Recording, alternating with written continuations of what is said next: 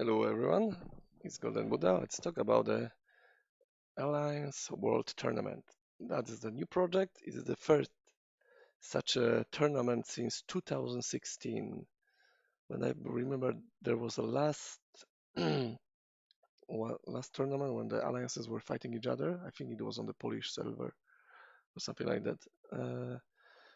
Before that, Bitro was organizing alliance tournaments. They were without gold. The maps were created that way that you were not able to use gold at all. So there was no misclicks or checking the GMs, and you were able only to enroll, I think, around 8 players, and able to swap them between games, but not during the map.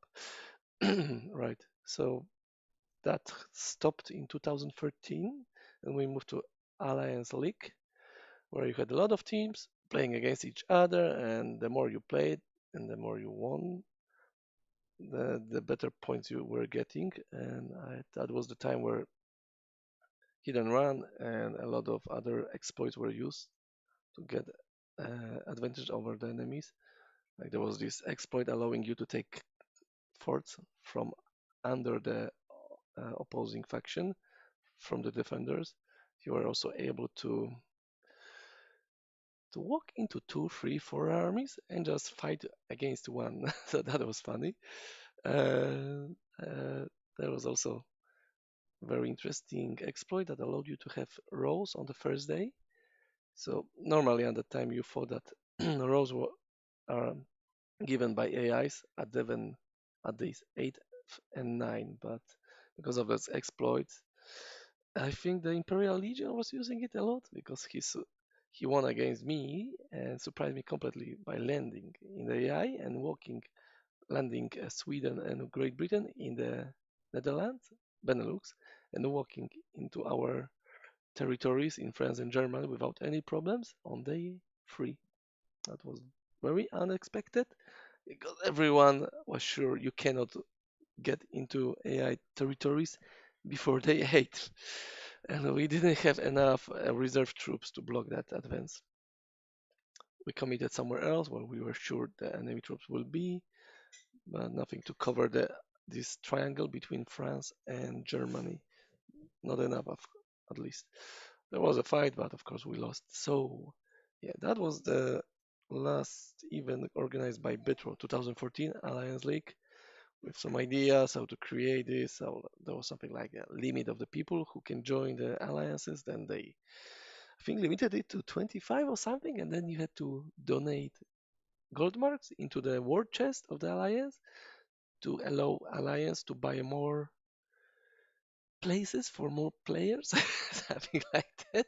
You are also able to use this war chest to start the non-GM, non-gold mark games against other alliance.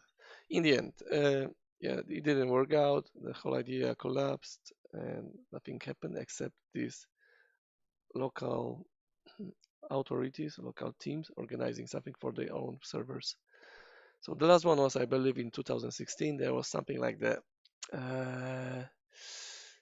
Champ Solo tournament for players in 2018. Yeah, it was. It wasn't the best. There was a lot of scheming, a lot of banning people, so the others can proceed. And in the end, I think no one was happy with this tournament and how it was conducted and how it was managed. That's why we don't see it anymore since 3 years. Probably is the best.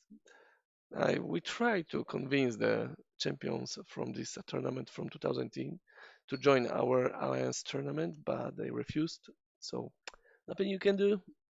We have champions that avoid fighting.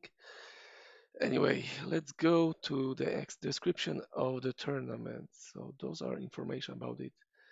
We cannot use GMs. The map is Europe 1914, random countries, but if both teams agree to select countries, and it's always better for the team that is weaker or less experienced, then you can select countries and move further. The selection of countries is very simple. You choose one of two systems, either it is A, BB. Oh, wait, I can show you probably where it is. I wrote to the guy lately about it. Yeah, so either it is system A B A B A B A B A B A B, or oh sorry, oh no, that's not the system that normal thinks. I need to say sorry, my mistake. Those are not systems used in the sports. I don't remember that because this always plays A team on a huge advantage against team B. This also puts the A team on the great advantage against B because B doesn't choose first, so he loses two first countries. Plus, he cannot choose the last country, so it loses three countries to A. So those uh, are the worst ideas. That's the worst. I never seen such a terrible idea. That one, no, B has to have some advantage because here A has advantage. Anyway, yeah, let's back to the tournament. What's more? Uh, the guy seriously thought that he can get away with that. Like,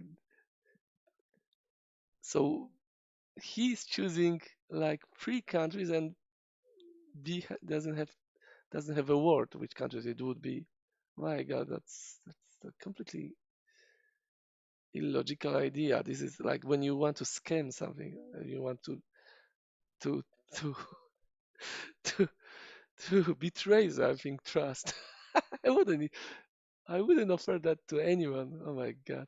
No, it's either A B B and then A B A B A B A B A B, or A B B then A A B B A A B B and A B. Nothing like that. This is horrendous. Those are like Portuguese players, so sorry, Brazilian players. I don't think they know anything about the esports when they propose something like that. So imagine that we are choosing countries. There we go. We take like Morocco, Spain. Yeah. So you have oil and the building materials. Then the opponent goes probably Italy, France, and then they go Germany, Austria-Hungary. So they have surrounded France and Italy completely. And then the B doesn't have idea what to do, so they go like, no, sure, UK maybe Ottomans, and then they seal the deal off with Russia, Sweden, or something. No, that's a terrible idea. Never propose that to anyone because this is the biggest insult you can do. It's like, I know you are stupid. Let's do it. Let's clap it. Let's decide that you are stupid and you will agree to that. That idea is better, but still it places a team on a better spot. I'm guessing I will write this idea, so let's write it straight away to him. This is the worst idea I have ever seen. It is more like insult to the logic. But that one also places also is not the best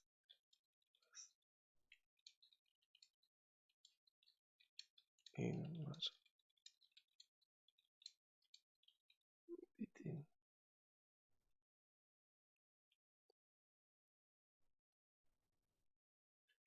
Uh, let's go that.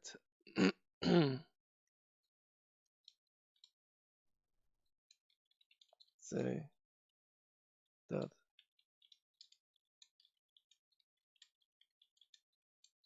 can have slight advantage.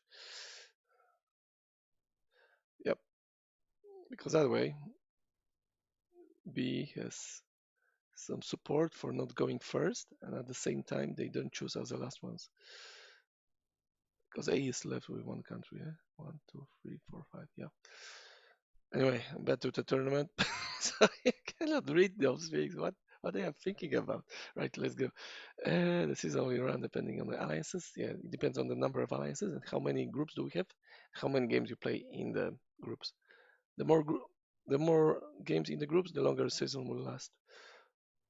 First day of the month, so we start tomorrow on Monday, 1st March. Yeah.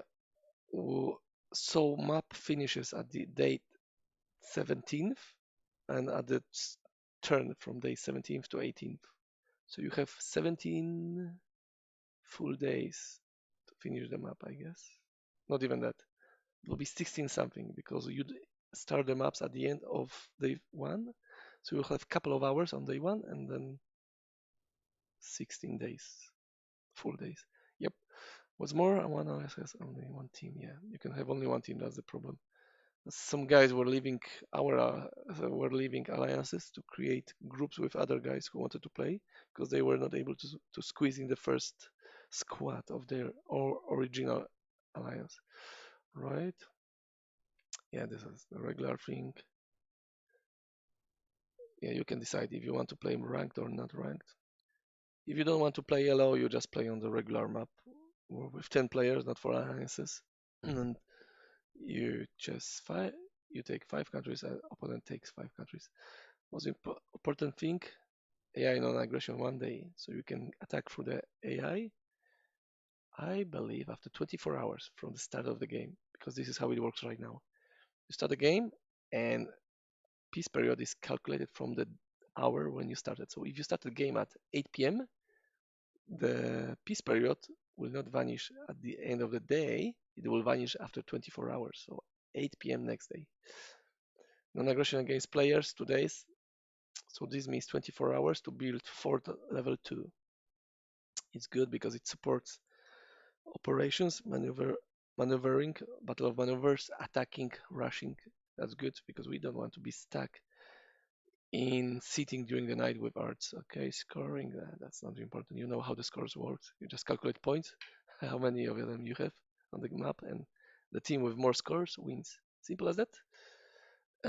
Draw, if you have the same amount of points, it's 1 point for every team. Win 2 points, loss 0 points.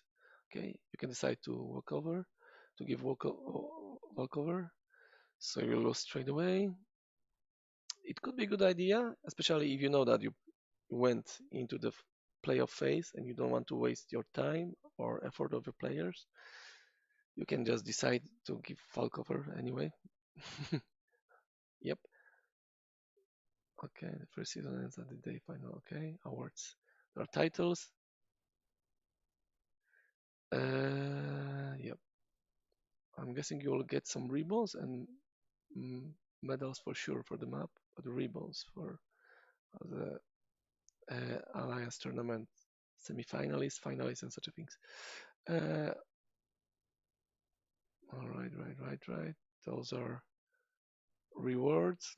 Not the best because, as you know, for winning Gold Rush on 500 map, 7 players will get 32,500 gold marks each. And you play only 14 days, not half a year. So you know there is some miscalculation on the Bitro part. How this makes sense? I would expect that everyone will get like 200,000 gold marks or something. That will make sense, like at 1-0 everywhere. High command, maybe not 1-0, but like at least 6 months to every one of them. But yeah, well, yeah. Other things you can be banned for. You will be banned for using GMs because gold marks because you know how important it is not to use them. One 1650 gold mark is enough to check opponent's army.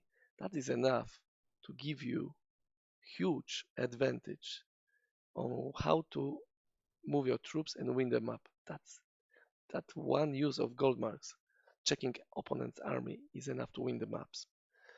That's why it's important not to block it. And I think we made a good decision about banning players like that. I'm guessing there will be miskicks on both sides, and you ban players from both sides. But it will for sure favor players playing on the PC because it's very hard to make a misclick on the PC. the best idea is just to use all of your gold marks and not to worry about that. I think the cheapest action is like 15 gold marks to raise morale of one infantry. But yeah, oh yeah, we are running out of time, so let's speed up. Okay, let's check the groups, I guess, or maybe formula. Yeah, so we started in groups. I think this is the old, yeah, 17th of January. Let's go to the groups maybe straight away. That's the first group. So those are Polish guys. Those are Polish guys. Those are Brazilians. Those are like Dutch mixed with English-speaking community. Those are Dutch, and this is everything. Russians, Polish, English, Americans, like everything. Indians, Chinese, yeah, everything you can get. So I'm here. So yeah, looking at that, our Bull Brigade presents the most versatile approach towards playing.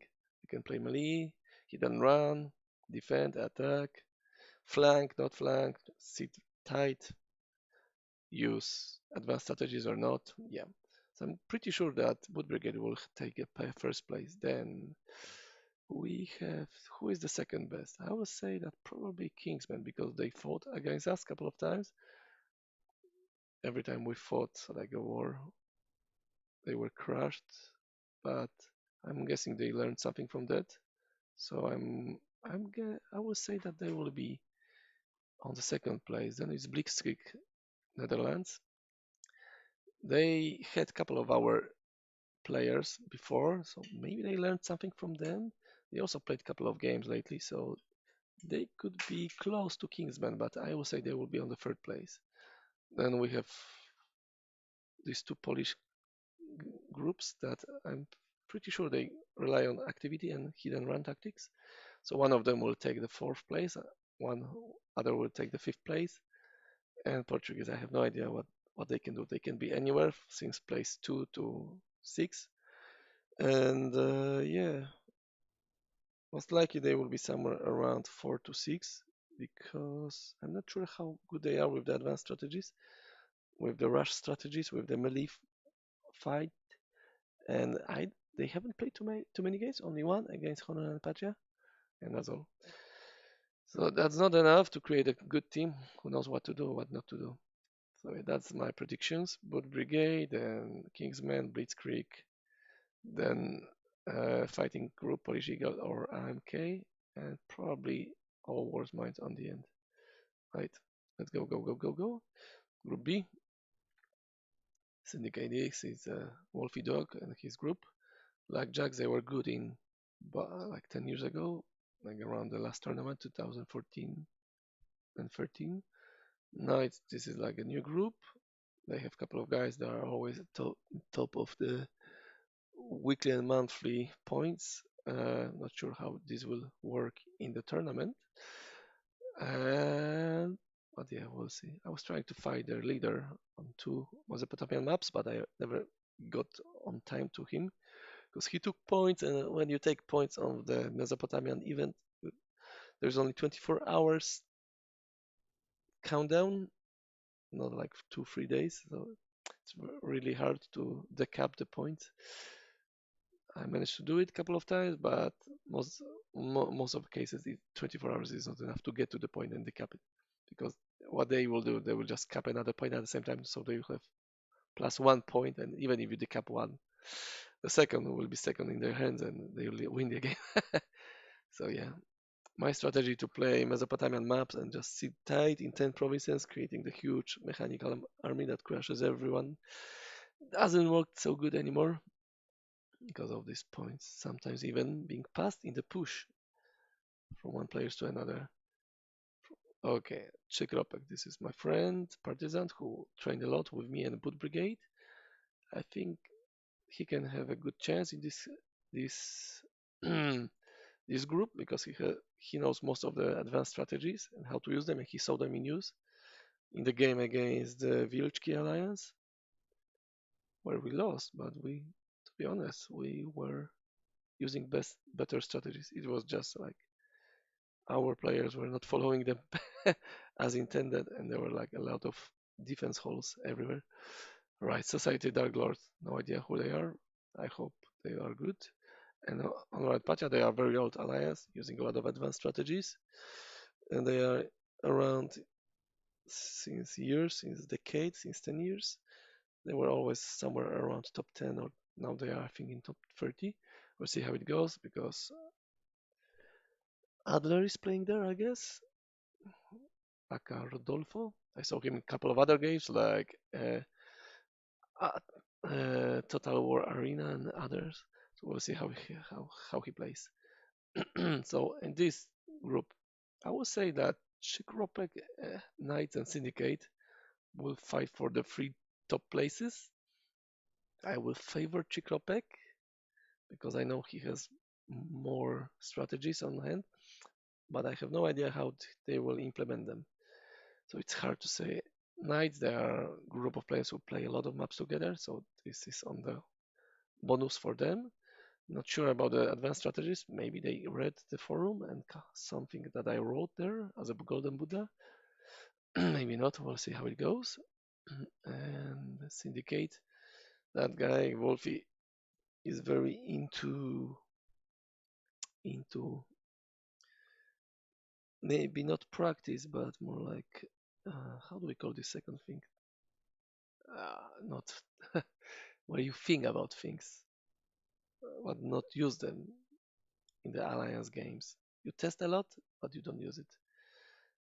Uh, yeah, yeah. So he is like Petrus Wolfi. He tests a lot. He finds the ways how to use some advanced strategies, but he never implements them on a big scale in the alliance games or 500 maps. We'll see how it goes for him. He should have similar knowledge to Chikropek, but I'm guessing Chikropek because he was using the strategies in field on a bigger scale, so he knows how to manipulate them to his advantage. While they know that those strategies exist, but not sure how they will utilize them. So I would say Chikropek, Syndicate, Knight. Three others are Blackjacks, Sunrise Patria Society, Sunrise Patria Advanced Strategies, and Hidden Run. So I would say they will take fourth place, maybe even third. Blackjacks, hard to say, they haven't played too much in the last years. Probably fourth, fifth place, and the Society of Dark Lords, the last one. But we'll see how it goes. Yeah, the games start tomorrow, so we can have a look at what countries every every alliance took, and we can predict something. For now, that's all. I hope you enjoyed. If you have any questions about alliance itself, let me know in comments. And yeah, stay tuned because we'll be watching at some games and analyzing the strategies that alliances are using. I don't expect to see too many of them. Most basic is just to camp and wait for arts and hidden run. Some can utilize the isolation strategy when one of the enemy countries is isolated, so you attack it. But yeah, it requires troops and organization and timing. Me on the other side, I think we can use up to, let me count, one strategy. That is also, of course, Hanar, it's strategy, but we won't use it probably unless we have all oil on the map. There is no point in attacking. Uh, Third strategy, yeah. Fourth strategy, right? What's more? I think at least I can think of four strategies right now. Yeah, fifth strategy, that's the valuable one. There's also, okay, sixth. Okay, we at least have six strategies we can use, depending on the countries and what we want to do and which players we have and how much time they have. So yeah, and depending, of course, on the opponent, what we expect from the opponent. Because as you know, you need to, before you start the game, you need to analyze the map, what plans you can pull up, pull off, which you cannot do, and what is possible for your opponent to do and what is not possible for him to do. In most cases, you want to create a strategy which cannot be blocked by your opponent. Yep. But to do that, you need to know the map, speed of the troops, where you can get on time with troops and such things. And this takes a lot of experience, a lot of maps. And I think I had enough. I played like 50 alliance games, alliance games. I don't know how to pronounce it. I will check it. Alliance games, and I'm pretty sure we don't have such a commander, maybe except Adler, who played so many games. So yeah, Adler has a lot of experience, but I'm not sure how good he is with the advanced strategies right now. If Adler is good with advanced strategies, it is possible that he will take over this group with Chikropek. I would like to see that. I haven't seen Honor Pacha win anything lately. Be good to have him back and meet in the finals, maybe. We'll see how it goes, guys. And I hope you enjoyed. See you around. Bye bye.